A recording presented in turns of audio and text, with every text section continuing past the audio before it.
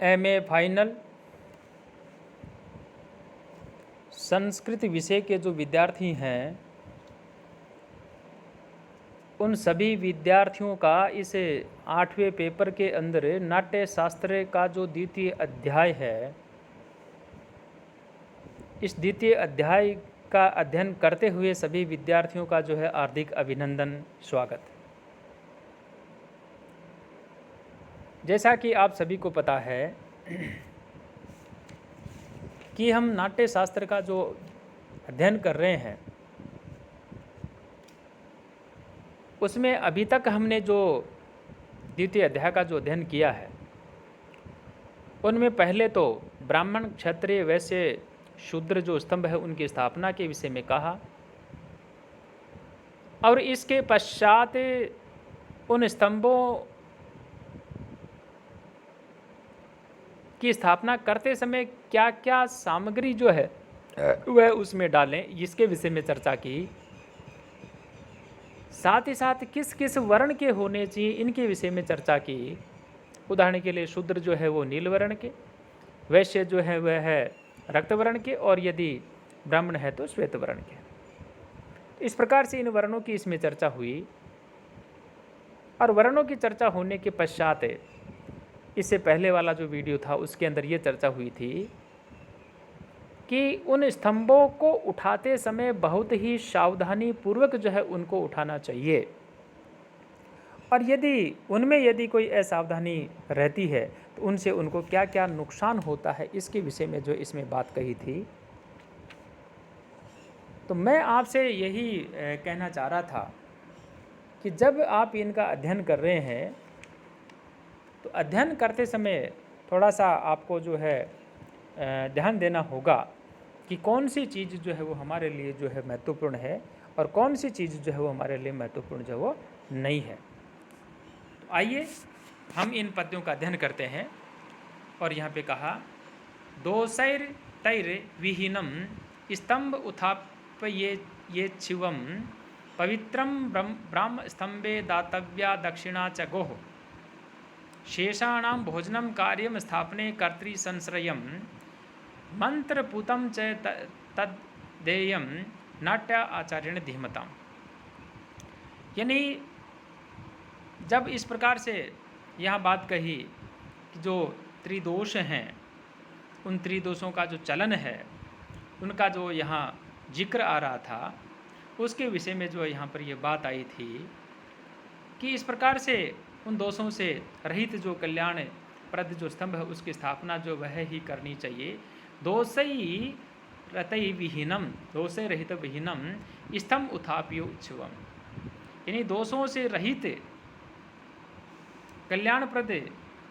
जो स्तंभ है उनकी जो है वह स्थापना जो है वह करनी चाहिए। और पवित्रे ब्राह्मण स्तंभे दातव्या दक्षिणा च गौः, और इस प्रकार से पवित्र ब्राह्मण स्तंभ जो है उनके उत्थापित हो जाने पर ब्राह्मणों को जो है दक्षिणा और गाय जो है उनका दान करें। शेषाणाम भोजनम कार्यम स्थापने कर्तृ संश्रयम, शेष स्तंभों की स्थापना और उत्थापन हो जाने पर जो निर्माता है निर्माताओं और कार्यकर्ताओं के भोजन का जो है आयोजन करना चाहिए, आयोजन जो है वह करना चाहिए। मंत्रपुतम अर्थात उनका आयोजन करना चाहिए। मंत्रपुतम च तो दश्यम नाट्य आचार्य धीमताम, और साथ साथ में जो बुद्धिमान आचार्य हैं, नाट्याचार्य हैं,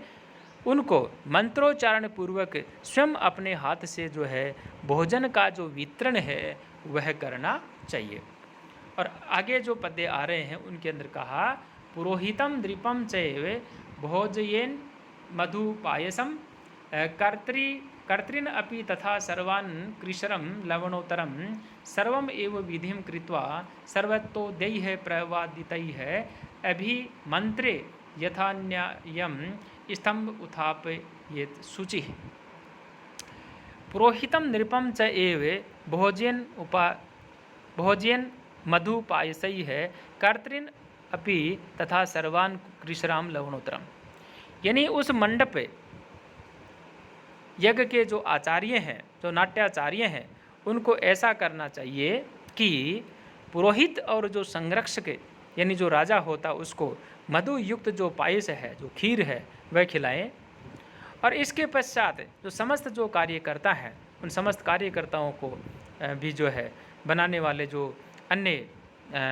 नमक से युक्त खिचड़ी जो है वो खिलानी चाहिए। सर्वम एवं विधिम कृत्वा सर्वतोतद्धेय प्रवादितैः अभिमंत्रे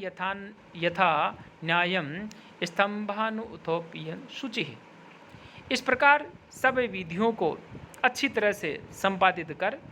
सब प्रकार के बाजे बजवा कर पूर्वोक्त रीति के अनुसार जो हमारे स्तंभ हैं उन स्तंभों को जो है अभिमंत्रित कर पवित्रता से उनको उठाएं, अर्थात उनको जो है उत्थापित करें। तो प्यारे बच्चों, इस प्रकार से जो इनके विषय में यानी उन स्तंभों के विषय में जो कही गई है, और वो कहा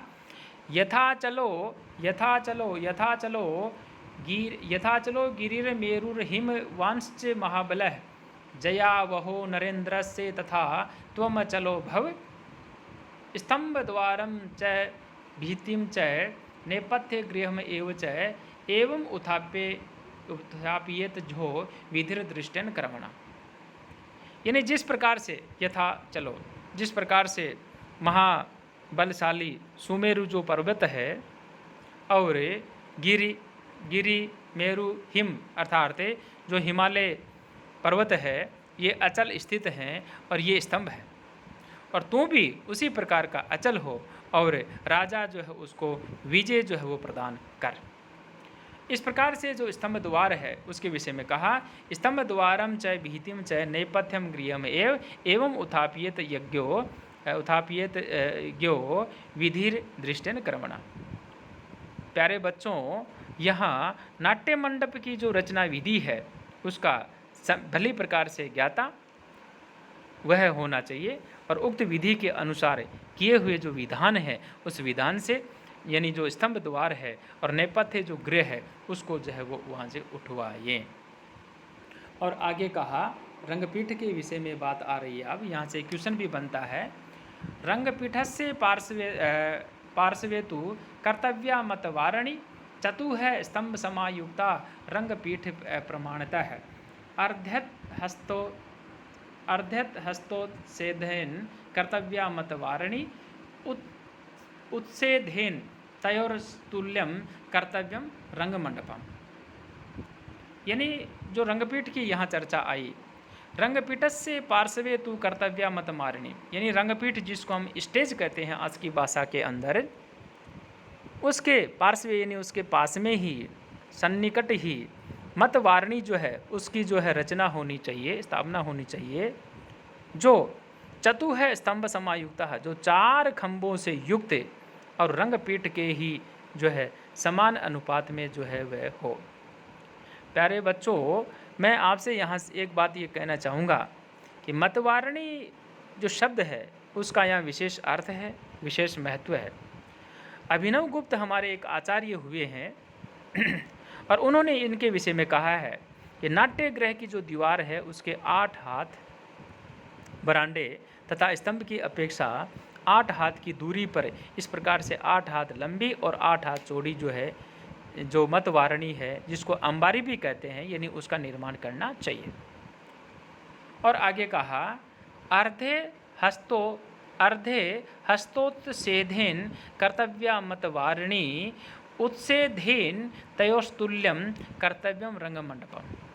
यानी मतवारणी की जो ऊंचाई है जिसको अंबारी हमने कहा, उसकी जो ऊंचाई है 1.5 हाथ, यानी रंगपीठ जो होती है उससे लगभग आधे हाथ जो है ऊंची ही होनी चाहिए, और उन्हीं दोनों यानी रंगपीठ और मतवारणी की ऊंचाई के सम्मान जो है रंग मंडप जो है वह बनाना चाहिए। और आगे कहा तस्याम माल्यम धूपम च गंधम वस्त्रम तथैव च नाना वर्णानि देयानि तथा भूत प्रियो बलिः पायसम तत्र दातव्यम स्तंभानां कुशलैरधः भोजने कृशरा चैव दातव्या ब्राह्मणानाशनम एवं विधि पुरस्कारै कर्तव्या मतवारणी। यानी इस प्रकार से जो मतवारणी है उसके विषय में कहा कि तस्याम माल्यम च धूपम च गंधम च वस्त्रम तथैव च नाना वर्णानि देयानि तथा भूत प्रियो बलि। यानी जो मतवारणी है उसकी रचना के समय विविध प्रकार के जो वर्ण है उनकी मालाएं, धूप जो है, गंध जो है वह होएं, और साथ में वस्त्रों से अधिष्ठात्री जो देवता है उसका जो है वो भी पूजा जो है, यानी उसकी जो पूजा, उसका जो पूजन है वह भी करें, और भूतों को उनकी प्रियता के अनुसार जो है वह बलि देनी चाहिए। और आगे कहा पायसम पायसम तत्र दातव्यम स्तंभानाम कुशल हृदय है। और विद्वान जो है वो कुशल निर्माताओं को ऐसा करना चाहिए कि उन स्तंभों के नीचे जो है, यहाँ ये मिसप्रिंट हुआ, पायसम की जगह आयस होगा, कि आयसम यानी जो स्तंभों के नीचे जो है लोहा जो है वह गड़वाएं, और साथ साथ में क्या करें, भोजनम कृष्णा चैव दातव्या ब्राह्मणासनम एवं विधिर पुरस्कार है कर्तव्य मतमारणी। ब्राह्मणों को जो है खिचड़ी का जो भोजन है वो कराएं, और वास्तुशास्त्र के हिसाब से ही इन विधियों का जो है पालन करते हुए जो है ये मतवारणी जो है उसका निर्माण करना चाहिए, यानी मतवारणी जो है बनानी चाहिए।